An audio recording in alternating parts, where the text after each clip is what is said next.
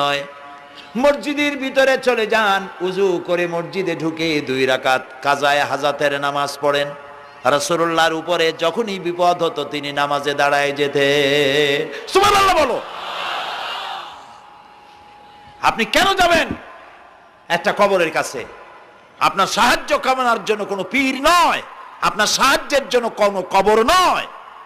সাহায্য পাওয়ার জন্য কে? আল্লাহ চান আপনার ঈমানটা খালেস হোক।